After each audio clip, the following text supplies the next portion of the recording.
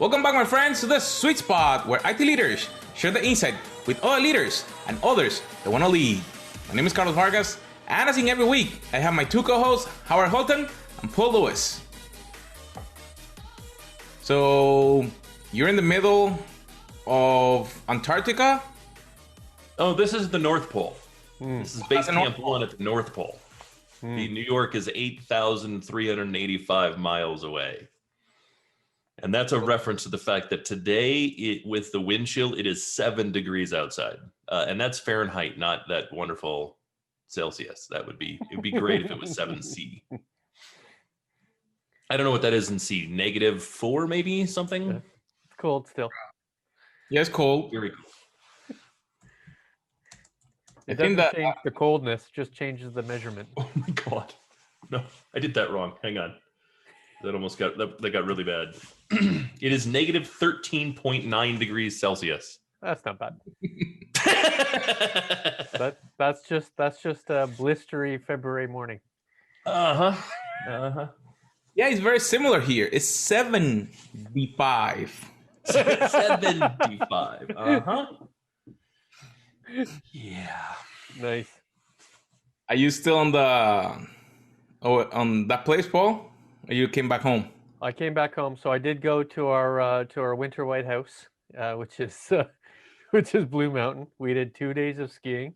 The kids have never skied before, so that was a fun experience. We did stay on the greens. Blues are awfully high at Blue Mountain, at least for new beginner skiers. And the kids fell several times, but it was a good experience.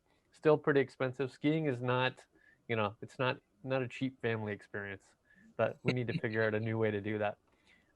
Own all your own gear, right? And it's already depreciated. You're fine. But if you try to rent and get ski tickets and get a newbie ski school, that adds up quickly. Oh yeah. I can imagine. I don't ski. I'm the guy that stays at the lodge and prepares the food and the drinks, so that when you come in broken and beaten, knocking mud and snow off of yourself and your crap, and you're exhausted and you throw your gear in the corner and kind of curse, I hand you a nice hot toddy and serve a wonderful meal. That's what I do. Well, we did all this before Christmas, specifically before today, because my oldest went in this morning for a 4 wisdom tooth extraction. So that is very risky to actually take all the wisdom tooth at the same time. That is the procedure, at least in Ontario, to make that happen. So that was an hour and a half. I waited because of COVID, I waited in the parking lot, and then went and picked her up. And in the last 2 hours-ish, she is yet to stop talking. My guess it's the goofy gas. Did they give her goofy gas? Yep, 100%. And she's literally not stopped talking. So at least she couldn't talk to us. She had to talk to herself. Are you recording it? Because that's excellent footage for when the teenagers try to do something else. We did capture a variety of footage. We captured her drive home and her first attempt at a beverage. Just hilarious. Nice. We had to bib her up and she had to drink over the sink because the vast majority of it was not going in her mouth.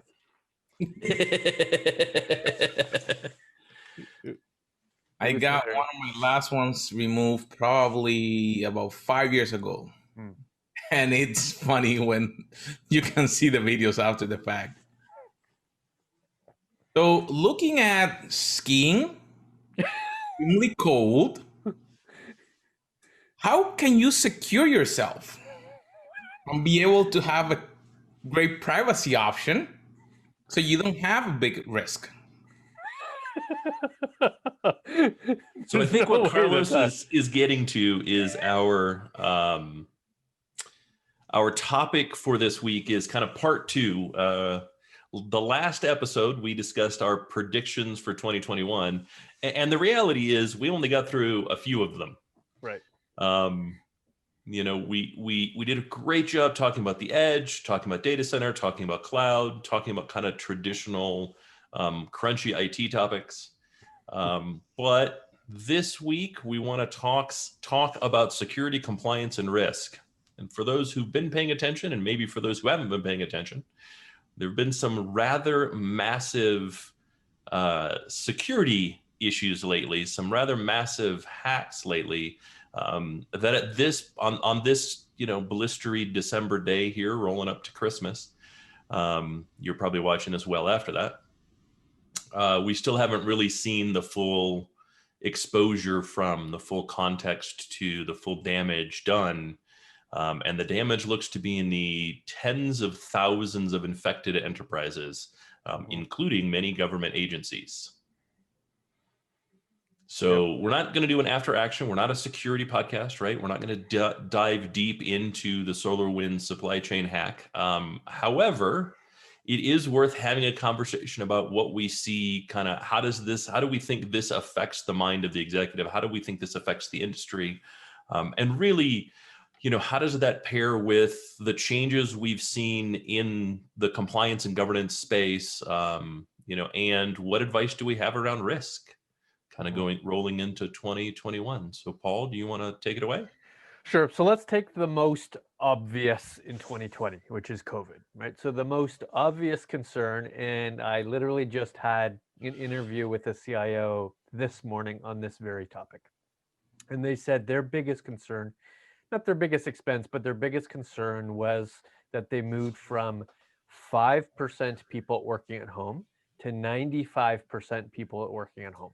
Like a pretty dramatic shift. It's not like they just had a few dozen in many ways. And they considered most of their security profile, their cybersecurity profile at the edge as being virus protection and essentially virus protection alone. They had a whole bunch of IPS, IDS kind of technologies on the network, and they felt that they had the appropriate amount of network infrastructure, but they didn't have any edge infrastructure. So they were worried in a 3-week period of time how they were going to deal with the 95% of their infrastructure, of their endpoints, which was a mix of Linux and Windows and Mac, on how are they going to protect any of that data that was going to be both consumed and created.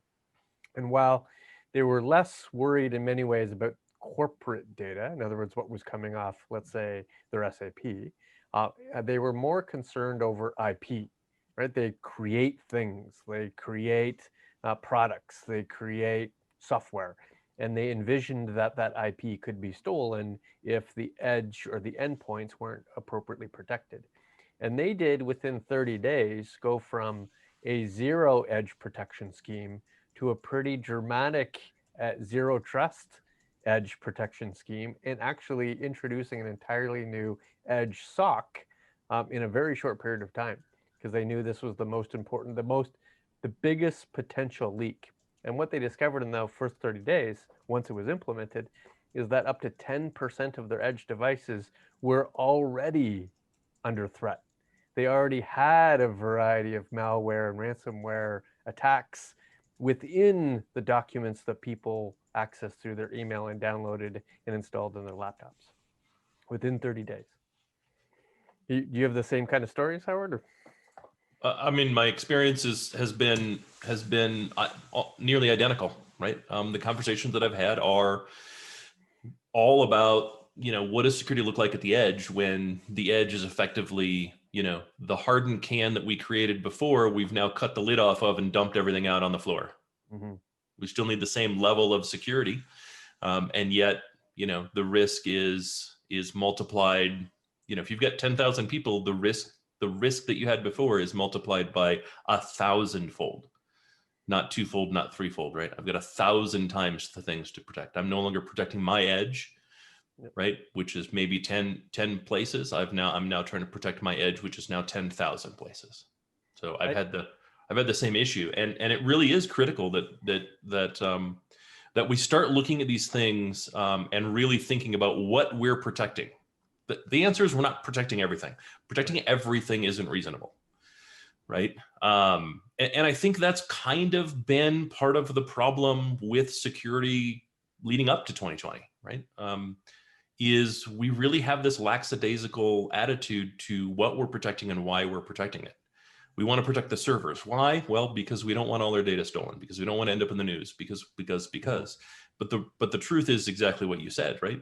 0% of intellectual property is created on the server. 100% of intellectual property is created on the endpoint. Right. Right. And so you have one of two options. You can change that dynamic or secure the edge. Right. You could do both. Right. And the reality is, I think the smart play is to do both. I think the smart play really is to take a look at how you create that intellectual property and really focus on kind of a zero trust device policy more than anything else, and say, we've determined, especially with COVID, no device can be trusted. And therefore we need to reduce the number of devices that we can establish even a modicum of trust to. And the edge device needs to be as dumb as possible, as useless as possible, and pull as much of that back to what we would consider our core protection zone as possible. And even then it would be, layer 3 of kind of our layers of protection zones. Especially since intellectual property is collaborative, right? It's not, one person doesn't design a product. Teams of people design products, and that potentially inside and outside of your company, right? You're passing information. So it's not even just the edge, but it's information that's going inside and outside of your organization, in your supply chain, potentially even like proof of concepts out into your customers, right? That is a pretty wide potential net of problems when you don't even have a product in the market yet. Especially if we're talking about, let's say, software as a service, right? Where you actually want people to try out your technologies, features, and functions before it's actually opened up for the public. Like there's massive risks in all those sort of collaborative activities. Well, and I think if I look at kind of what's going on, I think next year we're likely to see a large increase in industrial espionage, right? Right. I think the SolarWinds hack, the SolarWinds flaw, whatever term you want to use to describe it, I think is deep enough and broad enough and has affected enough companies that rolling into 2021, I think we're going to start to see more and more and more industrial espionage, even in the case of potential M&A activity. Right. I think we're going to see a lot more M&A activity. Especially as we look to kind of, what the current COVID, at least US COVID bailout plan is, seems to be a total waste of time, effort, and tax dollars. And I think it's going to leave a lot of companies that maybe were on the bubble planning on receiving some security from that, now in the position where them becoming an acquisition target looks really good. And I think we're going to see a lot of consolidation among certain industries, right? I think we're going to see I think we're going to see consolidation in airlines, even though I don't know that, even though I'm not sure how much space there is for that consolidation, right? Like I'd be shocked if like JetBlue survives, if Alaska Airlines survives, if Frontier survives. Right, seeing as Frontier is not a business airline anyhow, they're a traveler airline, they're a vacation airline, and so I think that leaves them rife for acquisition. And I think I think we're going to find that some of these acquisitions are done with a larger than normal rate of what you would otherwise call industrial espionage. And they're not likely to be just corporate takeovers, right? It's quite possible they just buy dying assets, right? They're buying Correct. products and customer lists and current engagements and contracts, not really the people side of that equation. Because especially if it's a competitor, they probably do all that work already anyway, right? So they just have to do more of it with new products and new customers and new engagements. Yeah, I agree. I think that's going to be one of the biggest dangers of M&A activity in the new year. One of the biggest challenges is the quantity of carryover in personnel is going to be extremely low, right? I think if you were a company being acquired, I think your expectation should be 20%. Right. If I was an employee, if I worked in IT, if I worked in operations, right, and I was mid-level and below, all the way down to individual contributor, I would plan 20%. Right. Wow. I would look around and go, well, it's likely that 4 out of 5 people that I see are no longer going to be here. So maybe I should be polishing my resume, and maybe I should not plan on being one of the ones to be here. So that's kind of edge type conversation. How about AI? Does that have a different security posture going forward? I think absolutely right. I think between the EU and the US, 2020 was a hotbed for kind of was a hotbed for discussion on the ethical use of artificial intelligence and the proper legal use of artificial intelligence and machine learning, and data science kind of almost as a whole. And 2021 looks to be the year for that to become a hot topic of conversation. Right. And ethical use is really, really, really, really, really important, especially in artificial intelligence, because AI is today a black box. Right. I put something in, I get something out. What happens in between, I can't actually audit. Right. There's a bunch of stuff that happens, but in the ideal scenario, I don't know why the machine came to that realization. Right. I'm relying on the machine to do that. Well, that's a problem, especially when we start making decisions off of that response.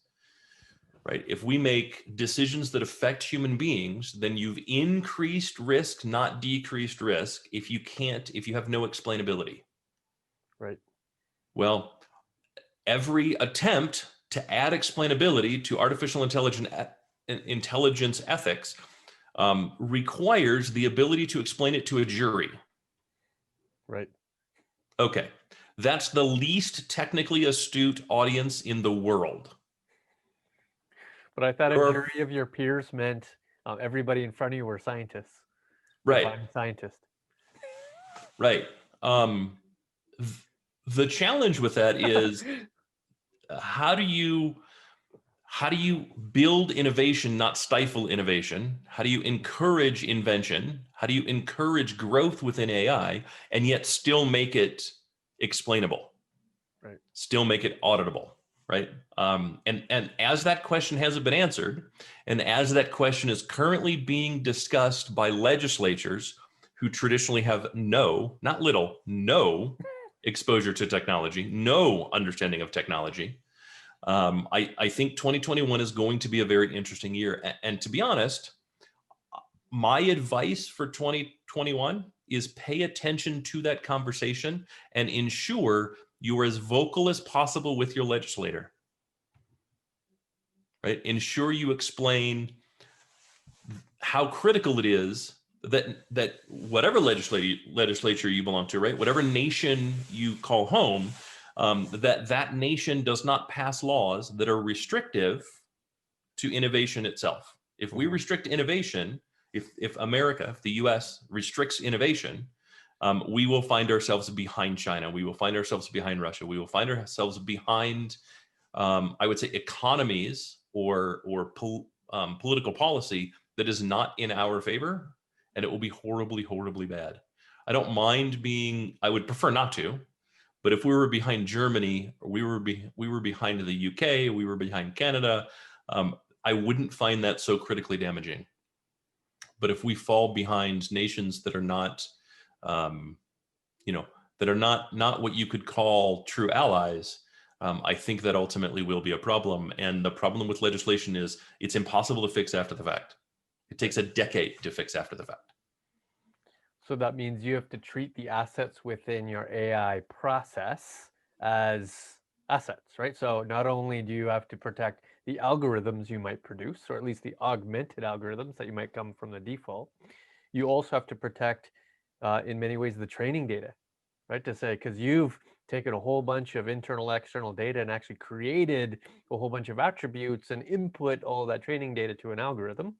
And then you actually also have to produce, in many ways, the outcome, right? What the explanation of that, not just the algorithm, but what the analysis would have occurred to say, yes, green is true, but here's all the reasons why green is true.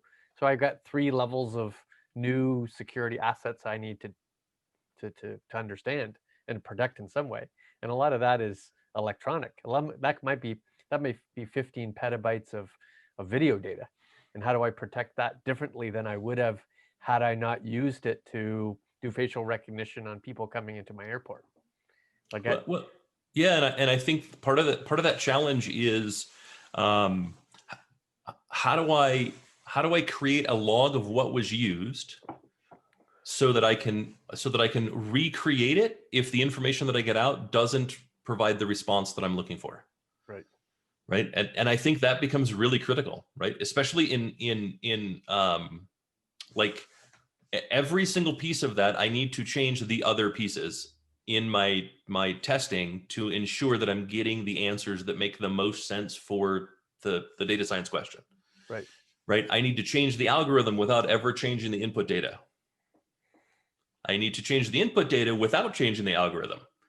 So how do I properly document that? How do I properly secure that? How do I properly protect that? And how do I de-risk the data itself so that I'm not providing the same documentation and protection over data that ultimately is going to get me in trouble, forcing me to later change the data while I'm still in the kind of development process, and ultimately, cause damage to the scientific process I'm trying to use on what theoretically will be the output that informs my business moving forward, right? Mm-hmm. I can't imagine anything worse than spending 18 months going through a really in-depth algorithmic creation for artificial intelligence and machine learning, only to find, oh, hey, you can't use any of that data moving forward because regardless of test data, it's not de-risked.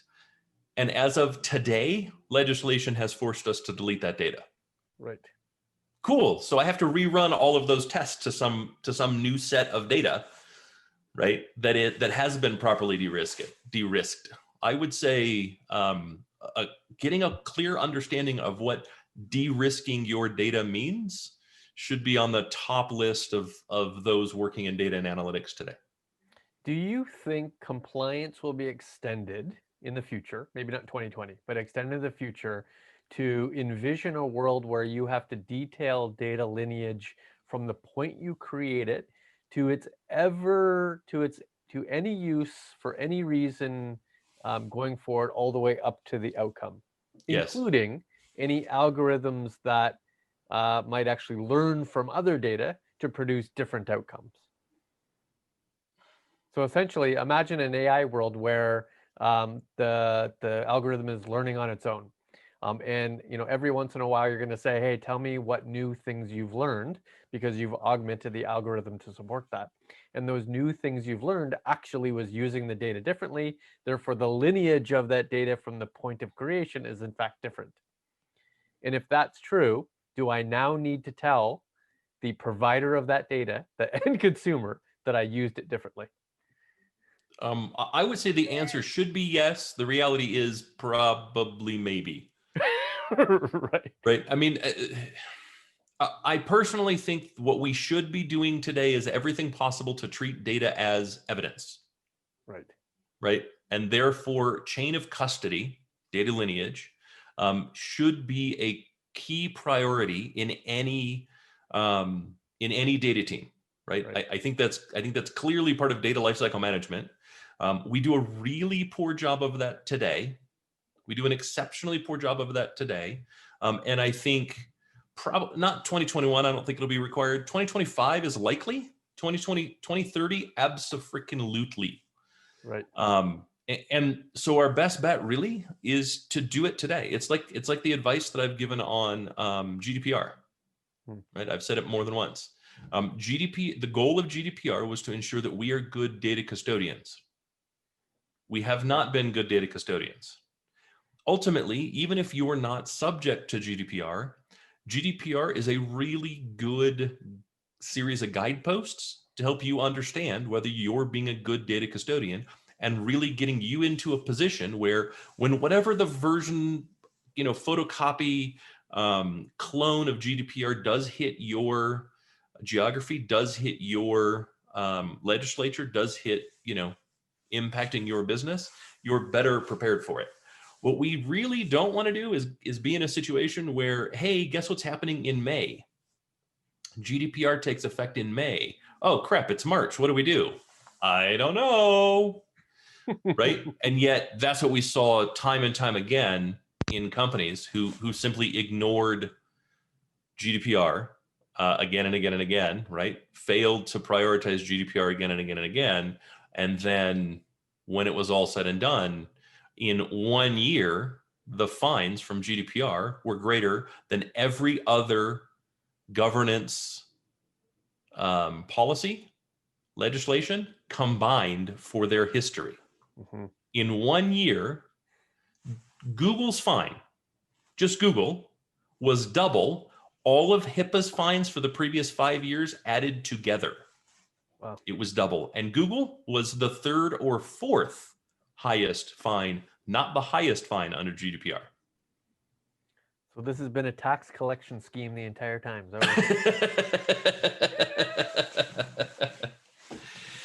right? I mean, the takeaway should be we're bad at managing data. We're bad at managing privacy. And that should be as important as keeping the website up. That should be as important as email functioning. That should be critical to the business, right? If you wouldn't let your financial, your billing system go down, right, then you should treat data the same way. I don't know that any of us really ever want to be in a situation where we've got a $50 million fine or €50 fine, which is even worse, right? $62 million, I think, because we simply failed to manage our data with any reasonable sense of honest, concern. right? So sticking with security. So next topic would be knowing the breadth of deployments. Do we have to have a breadth of security technologies or solution sets? So if I have data that's both originated or consumed and created at the edge, consumed and created in the data center, consumed and created in my supply chain, consumed and created with my consumers, like on their phones, and of course, created and consumed in the cloud. But that is a lot of potential points of also, that's a lot of trust too. Yeah. So what do I do? I assume there's not a single solution set for that. It's not a single technology. No, but again, I would go back to strategy, right? Yeah. Everything you've described says, I trust the endpoint, I trust the server, I trust the application, I trust the user, I trust the mobile device, I trust the non-mobile device, I trust, right? Right. And so I would really, especially if you're starting at scratch, right? I would really start looking at what do I trust and why do I trust it? And is there a way to no longer trust it? Right. Right. How do I remove trust from the thing and really try to reduce my security footprint as much as possible? So what's the practical implementation of zero trust? What does zero trust mean from a realistic implementation? Does that mean I have far noisier transactions because I'm constantly authenticating and authorizing every single communication? I mean, not necessarily, right? Yeah. The theory in zero trust is just that I don't trust whatever the thing is, right? I don't trust the application to be honest, and therefore I'm going to add an inspection layer, right? Or I'm going to move where the transaction takes place, right? I'm going to use different technology that forces a different methodology for the transaction taking place. For instance, if I were to say, I no longer trust my endpoints, therefore all of my users, desktops, laptops, mobile devices, whatever, are now zero trust devices. It does not mean I push a security tool to them. That means I remove their ability to create data. Right? And so I force them to go through something like Citrix, as an example, or VDI, right? I can no longer trust them. So I need all I give them the ability to do is reach the edge. And because I don't trust the device, I also have to assume that the device is compromised, and therefore things like multi-factor authentication are always required to access anything. I cannot trust that someone doesn't have a keylogger installed, and therefore, right, I have to have some other way to authenticate them. I can't trust just the two-piece authentication. I need multi-factor authentication. But does that mean online all the time? Does that mean I can't, in a plane, do work, both consume and create data? Not necessarily, right? Like there's ways to do to cache VDI, Yeah. so that you can in fact do some work. I would argue the reality is I'd like to see a place where, yes, we say no, you cannot create work on the plane. Read a book, watch a movie, listen to music, take a Right. nap. That might Like, be a cultural opinion. disconnect from your work when you're on a plane. Flying is already hard enough, right? Right. It's already impactful enough. Right. But the reality is, yeah, there are ways around that, right? And even in a fully work from home, you don't have 100% of people flying. Right. So start with zero trust. I trust none of them, right? Not 100% exception, which is kind of how we operate today, right? I trust all of them to a certain level. No.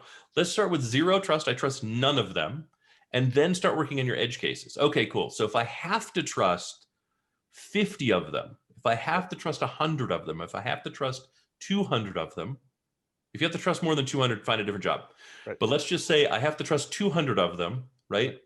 That's an awful short exception list compared to 10,000, right? And then we can look at technology. How do I create some trust within that 200?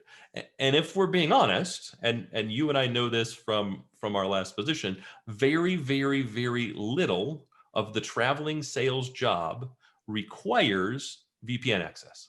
Right. Right? The reality is, as long as the mobile app for expenses worked, I didn't connect to the VPN at all. Right. It was only once that failed, right? It was only once we no longer had the ability to do expenses that way, and I had to log into a corporate system to do it, that I used a VPN. Otherwise, I did not use the VPN. So here's a highly political question. Okay. Do I trust public cloud? So public cloud, I'm talking the big guys here, the Googles, the Microsofts, the AWSs. They clearly have a far bigger infrastructure with far bigger security concerns than I'll have as an individual entity. They have far bigger security teams and they spend far more money on security. Does that mean that I should trust them? Does that mean that their posture will likely be better than mine, and therefore whatever they've implemented, assuming I'm consuming those security services, is sufficient? I think a nuanced answer is the only appropriate answer in this case. Okay. Right? I think if your security team is small, say sub 10 people, sub 30 people, sub 100 people, I think the answer is clearly yes, emphatically yes. Right? I think it's likely if security isn't your business, and you're in the mid tier, I think the answer is an emphatic yes. Okay. Right? The fact is they do have far more people. It does not mean I've then moved security to someone else's problem and I can now ignore it. What it does mean is the underlying components, the things you cannot touch, are far better secured than the things you likely can touch. Right? Because you simply don't have the number of people necessary to provide a parity level of security with the infrastructure that you're acquiring or the applications that you're acquiring from public cloud. Right. Now, if I'm Wells Fargo, Bank of America, UBS, top 5 telco, the answer is likely maybe, but a far more nuanced investigation of that is going to really have to occur, right? If I have a huge security team and I can control every single device on my network, it's likely that simply by scale, I'm able to provide a better level of security, a more precise level of security, I should say, than public cloud. The pushback I get when I give them a like answer is this. If I can't trust them on resiliency, in other words, they go down and they've impacted my business, how could I possibly trust them on security? So my response to that is simple. What car do you drive? Right. You drive a Mercedes, right? Yep. Okay, not on the top 10 list of most reliable vehicles. Yet you still lock your car, right? That's true. I do. Like, I mean, if your car breaks, if you get a flat tire, you don't suddenly go, well, screw this, I'm no longer locking my doors. But I use one of those bars to put on the steering wheel. Really? I forget. No, I'm kidding. I forget what they were called, but At some point in my life, I used one of those bars. Yeah, I mean, I think we're comparing apples and oranges in a rather huge way. Right. And that tends to be the challenge, right? I don't, and I haven't seen, I've seen zero resiliency problems with public cloud. And I do want to be clear about that. The equipment that public cloud uses does not create a resiliency problem. Quite the opposite. It's very resilient. Right. The problem is a people problem, right? The problem is a complexity release problem. Management, change management. Right. And ultimately, so far, we haven't seen the same people problem within the security teams of any of the public cloud providers. Right. And so I would caution that throwing the baby out with the bathwater is probably not a strategically optimal, ideal. That, and it's hilarious when especially an enterprise who says I can't trust the resiliency of public cloud, when they're currently running like 96.5 uptime. Right. The enterprise is like, they're not running 6 nines right now. So I'm not sure why you have, such a high expectation of public cloud when you're not even attempting to achieve that kind of resiliency. Right. And I will say, like, if you're going to get to the point where you're going to measure risk that way, you also need to really start to measure the uptime on a more granular level. Right. We don't have one uptime. We have 500 uptimes because we have 1,000 applications. Right. So you really need to be able to measure your uptime accordingly. I'd be shocked if any modern enterprise has a 5-year 96.5% total uptime. Right. They probably have some sort of outage at some point that has brought that gives you that number. But no, I don't know of any organization that would have a total outage to 96, a total enterprise outage to 96.5%. Right. It's far more likely that they're at, some form that they're at 99 point some odd percent enterprise, and that they've had major application outages that have pushed an individual application down. Right. Sure. But and I think that also really changes we talked about this before. I think that really changes how you look at public cloud and why and where you should look at public cloud. Right. I think the same thing plays into security. Right. If you look to yourself, security is not one thing. Right. It's not how secure is my enterprise. It's how granularly secure are all of these points, are all of these places. Right. And I think, again, that's where a zero trust philosophy really comes into play. I can't look at it as I've placed a lock on the outside door of my digital network and therefore I'm secure. Rather, I trust no piece of this at any point of the transport. How do I ensure that I've mitigated the risk? Because that's all security is risk mitigation. I've mitigated the risk at every possible point. Right. So last topic in security. What are we seeing trend-wise in terms of physical security side? So security within IoT devices or security within a building. How's the IT OT sort of convergence of either data or the operations of an actual machine are changing how we think about security, both solution set and technology, and what we need to do as a CIO and CTO? So I've got a friend that I recommend. Anyone that has physical security questions, I highly recommend this referral. Go on YouTube and watch some of the talks by Deviant Ollam. Deviant Ollam, okay. He is a DEF CON alum who spends a lot of his time traveling around the world educating people on the challenges with physical security. To answer your question, we do a really, really, really, really bad job with physical security. All right. He has a video. He's out one night with his wife. They had left a bar and he's carrying a drink, and they need to go to the ATM in the vestibule of a bank for some reason. Right? They walk up and the door is locked. He takes his drink, pulls the straw out, blows, and pops the door open. It actually happened. It's on video, right? And then he's in. He's passed what previously was thought to have been secure. Right. right? We do a very, very, very poor job with physical security of any type, Right. right? Of absolutely any type. And I have to say, and I think that's part of a risk conversation too, right? And that is identifying your risk. Are we likely to be penetrated digitally, or are we likely to be penetrated physically? Right? What is the likelihood of each of the answer to both is yes, but the question is, what is the likelihood of each of those? Right? Where have we made the keys the easiest? Right? Where do we have the least number of controls? Keeping in mind that for someone to invade physically, they have to like leave their keyboard. Right. Right? They have to get in a vehicle, they have to arrive at your location, right? There's some additional effort required there. At the same time, there's almost no physical security that you could consider better than adequate would be the best way that I would put it, right? Far from perfect. So you're not going to get perfect with physical security. However, you can mitigate the possible damage, right? And it's not going to be easy. It's not going to be quick, but it's likely not going to be ridiculously expensive either. So what you're saying is Mission Impossible and Ocean's 11 are a lot easier than what they're portraying on film. I mean, parts of it. Let's put it that way, right?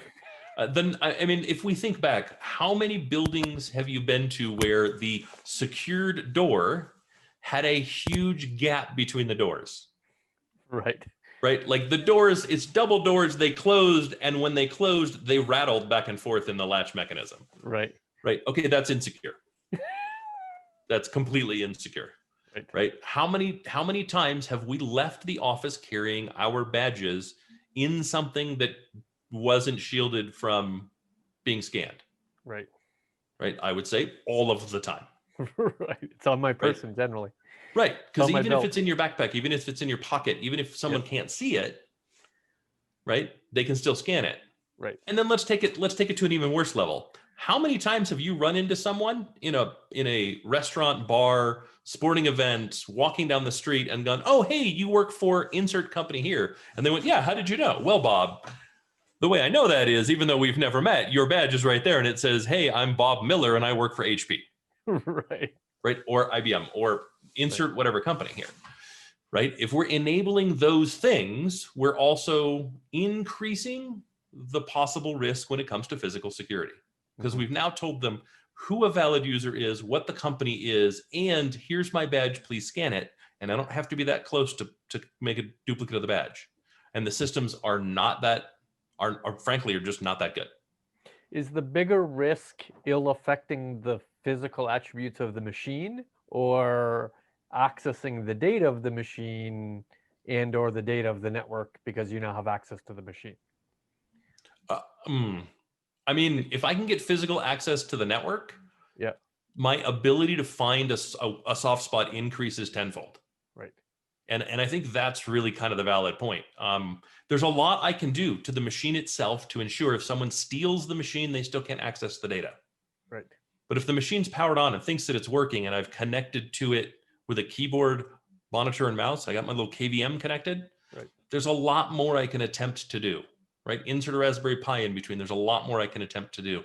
If your network security extends to your wireless and extends to your firewalls, and I can walk in and put a Wi-Fi pineapple in place, right? If I can do a man-in-the-middle attack, if I can connect my own wireless to a spare network jack, right? If I can insert a device in between an authorized computer and the wall jack, and it still works, right? You've now given me an entry point that may very well bypass 3 layers of security. Right. And I think we ignore physical security a lot. I had an interesting debate with somebody on a panel last week about the federated or distributed nature of sort of edge and where they thought it was going. And they thought it was like all applications, all data will be created, distributed, run, executed at the edge. There won't be any cloud, there won't be any data center, and everything be awesome. I was not of that opinion. I love that Carlos and I are both shaking our heads no. I was not of that opinion. they had a valid perspective that, one would think it'd be more secure because you're, distributing the wealth, right? There's only so much data on each edge part, and therefore, if you don't have access to all the edge parts, then you can't see the holistic picture of that borrower or of that customer. I buy some of that logic. No. But practically, it's not possible, right? Practically, one has to do analytics on more than one customer, more than one store, more than one transaction, more than one product. And therefore, a lot of that work will likely occur centrally or in the cloud based on data I have to now gather outside of the organization or at a scale I don't have within my organization. So it's much more likely to be diverse and not edge only. So what's funny is what that person described is all trust. Right. I trust all my devices. Right? Because I have to. If that's where that person feels security is, then I have to trust all my devices. Right. The reality is edge computing forces zero trust. We didn't think about it before that. Right. Right. But I'm putting something in a closet I don't necessarily control. I'm putting something in an edge point I don't necessarily control. I'm gathering data from places I don't necessarily have ideal control. If my trust is zero trust, then I do the processing necessary there and I keep no data locally. I analyze the data, the results of the analysis get sent back somewhere where it matters. It does not matter at the edge. If the edge device was destroyed, if the edge device was stolen, if the edge device was damaged, or God forbid, if the edge device was compromised, right, none of that changes, and that edge device does not have any better access to my network than any other device external to my network, including some random hacker's laptop. And I could spoof being an edge device. Correct. I could be another one of your 10,000 and you'd have no idea. Correct. And now Correct. I have Trust full nothing. access as if I was the original device. Correct. Trust nothing. And as to the physical security, trust nothing needs to be inside your physical locations as well. Right. Right. I need to trust nothing that's on my campus. If it's not physically within the data center, I should have the same philosophy as though it was a work from home device. Right. Why do it any different? All that does is add another layer of security practice. No, let's get the layers down as low as we can. The few things we trust and the infinite things we don't trust, and simply push the infinite things we don't trust outside of our layer of trust. Right. Well, Carlos, that was a good part too.